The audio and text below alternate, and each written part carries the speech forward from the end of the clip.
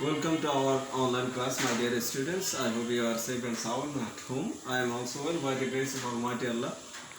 Today we will discuss an important topic and it is right form of verbs. আমরা ইতিপূর্বে অনেক প্রায় topic শেষ করেছি। এই রাইট ফর্ম ভার্বসটা একদম কোনো ক্লাসই হয়নি, যদিও এটা আমরা ক্লাসে শেষ করেছিলাম এই টপিকটা। তারপরও এই টপিকটা আজকে দেওয়ার উদ্দেশ্য হচ্ছে যে এই টপিকগুলো প্র্যাকটিস না করলে তোমরা ভুলে যেতে পারো বা অনেক সময় কঠিন ফিল করতে পারো। যার কারণে আজকে আমি একটা প্যাসেজ দিয়েছি। পরীক্ষায় তোমাদের এরকম একটা প্যাসেজ দেওয়া থাকে 4 থেকে 5 লাইনের বা আরও বেশি, 5 মার্কসের 10টা বক্সের 10টা ওয়ার্ড দেওয়া থাকে, অনেক সময় 8টাও দেওয়া থাকে বা 9টাও দেওয়া থাকে। আমি এইখানে বক্সে 10টা ওয়ার্ডে দিয়েছি। এই রাইট ফর্ম ভার্বসটা পারার জন্য মূলত 2-3টা বিষয় বেশি গুরুত্বপূর্ণ বা 2-3টা বিষয়ের উপর বেশি জোর দিতে হয়। 1 নম্বর হচ্ছে প্যাসেজটার পূর্ণ মিনিং জানতে হবে, 2 আর টেন্স মেনটেন করতে হবে, টেন্স জানতে হবে। নাম্বার 3 হচ্ছে যে বক্সে যে ওয়ার্ডগুলো দেওয়া থাকে ওই ওয়ার্ডগুলোর মিনিং জানতে হবে। সব মিলিয়ে এই রাইট ফর্ম ভার্বসটা পারা যাবে। দেখা যাক, আমি একটা প্যাসেজ দিয়েছি। এই একটা গল্প, আশা করি তোমরা সবাই শুনেছো। স্কলারের নদী পার হওয়া নিয়ে একটা গল্প আছে। এই গল্প থেকে এই রাইট ফর্ম ভার্বটা আমি দিয়েছি।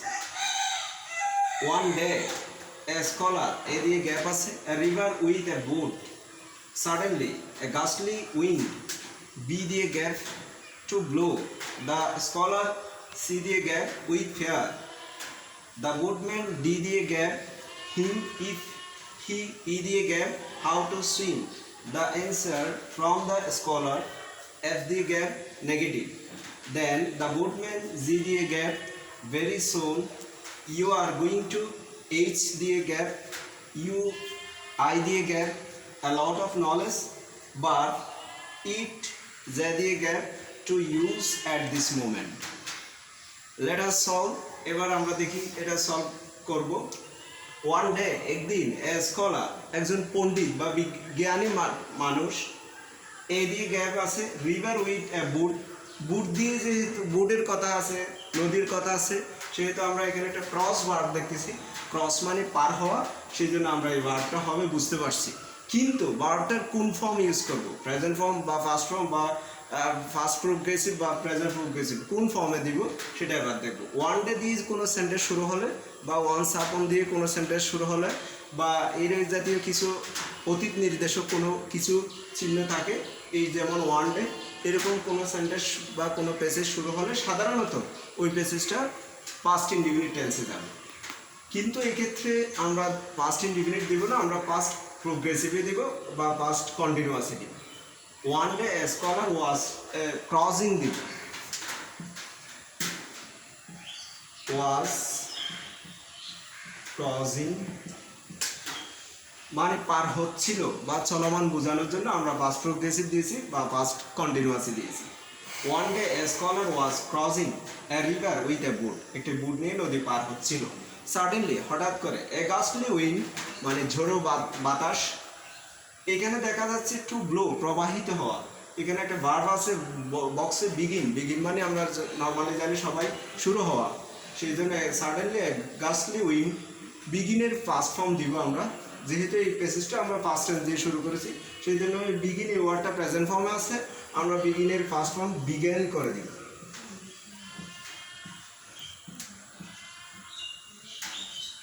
বিগ্যান টু ব্লো মানে প্রবাহিত হতে শুরু করেছিল। দ্য স্কলার সি দিয়ে গ্যাপ আছে উইথ ফেয়ার, এখানে একটা যেহেতু ভয়, ফেয়ার মানে ভয়ে আমরা জানি, ট্রেম্বল একটা ওয়ার্ড দেওয়া আছে, ট্রেম্বল মানে কাঁপা, ভয়ে কাঁপা, সুতরাং আমরা দিব দ্য স্কলার ওয়াজ ট্রেম্বলিং মানে ভয়ে কাঁপতেছিল, ওয়াজ ট্রেম্বলিং, ওয়াজ ট্রেম্বলিং মানে ভয়ে কাঁপতেছিল, উইথ ফেয়ার মানে ভয়ে কাঁপতেছিল। দ্য বুটম্যান, ওই যেই নৌকার মাঝি ছিল ওই বুটম্যানটা কি করেছিল এবার আমরা দেখব।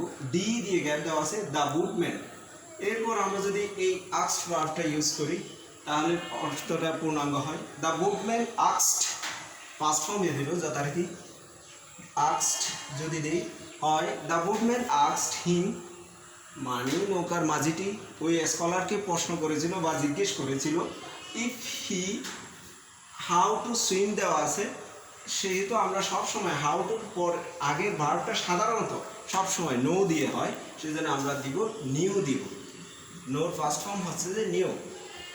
দ্য বোটম্যান আস্কড হিম, মানি নৌকার মাঝিটি তাকে জিজ্ঞেস করেছিল, স্কলারকে জিজ্ঞেস করেছিল if he knew how to swim, সে কি সাঁতার কাটতে জানে, এই কথা জিজ্ঞেস করেছিল। The answer from the scholar, এই স্কলারের উত্তরটা ছিল ওয়াজ নেগেটিভ। আমরা এখানে একটা বি দেখতে পাচ্ছি, এরকম যদি রাইট ফ্রম ভার্বের ক্ষেত্রে বি থাকে বক্স, সেক্ষেত্রে আমরা am, is, are, was, were এই 5টি অক্সিলারি ভার্ব সাধারণত চিন্তা করব। যেহেতু এই প্যাসেজটা পাস্ট টেন্স দিয়ে ফিল আপ করতেছি আমরা, সেই জন্য আমরা এম, ইজ, আর চিন্তা করব না, ওয়াজ বা ওয়ার থেকে একটা চিন্তা করব। আর এখানে দ্য অ্যান্সার এই ওয়ার্ডটা যেহেতু সিঙ্গুলার, সেই জন্য আমরা ওয়াজ দিচ্ছি, না হলে এটা অ্যান্সার্স যদি প্লোরালে থাকতো আমরা ওইখানে ওয়ার দিতাম, এই জন্য আমরা দিব was. The answer from the scholar was negative, scholar উত্তর দিয়েছিল নেগেটিভ সূচক। দেন দ্য বুটম্যান, তারপর বুটম্যানটি, এখানে একটা সে ভার্ব দেওয়া আছে, আমরা দিব সে ইট করে দিব। যেহেতু আমরা আগেই বলেছি এই পেসেজটা আমরা পাস্ট টেন্স দিয়ে ফিল আপ করতেছি, সেই জন্য সে ভার্বের বেস ফর্ম দিব না, সে ইট করে দিব, ভার্বের ফার্স্ট ফর্ম। দেন দ্য বুটম্যান সে ইট, তারপর বুটম্যানটি বলেছিল ভেরি সুন, খুবই শীঘ্রই, ইউ আর গোয়িং টু, তুমি যাচ্ছ, কি যাচ্ছে, কোথায় যাচ্ছে, আমরা একটা ড্রাউন ভার্ব দেখতে পাচ্ছি, ড্রাউন মানে হচ্ছে ডুবে যাওয়া, সেই জন্য আমরা এই ভার্বটা ইউজ করব। তবে এই ড্রাউনের কোনো ফর্ম আমরা চেঞ্জ করব না। নর্মালি আমরা জানি যে প্রিপোজিশন টু এর পর সবসময় ভার্বের বেস ফর্ম হয়, সেই জন্য ড্রাউনের আমরা কোনো ফর্ম চেঞ্জ করব না, ড্রাউন যেভাবে আছে ওভাবেই বসে যাবে। Very soon you are going to drown, খুবই শীঘ্রই তুমি ডুবতে যাচ্ছ। You dash a lot of knowledge, আমরা এখানে একটা হ্যাভ ভার্ব দেখতে পাচ্ছি, আর হ্যাভ মানে থাকা বা আছে বোঝায়, সুতরাং ইউ হ্যাভ যেভাবে আছে ওভাবেই দেব, you have a lot of knowledge. আর তোমরা প্রশ্ন করতে পারো স্যার এটা কোন, এখানে তো পাস্ট টেন্স দিয়ে ফিল আপ করছেন, এখানে হ্যাভ এটা তো প্রেজেন্ট ফর্ম বোঝায়, এখন প্রেজেন্ট ফর্ম দিলেন কেন?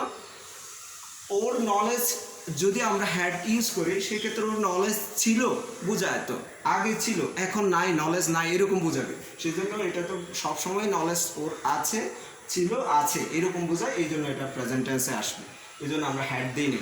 You have a lot of knowledge, boatman বলতেছিল স্কলারকে আপনার প্রচুর জ্ঞান আছে বা পর্যাপ্ত জ্ঞান আছে, বাট ইট, কিন্তু এটা মানে আপনার জ্ঞান।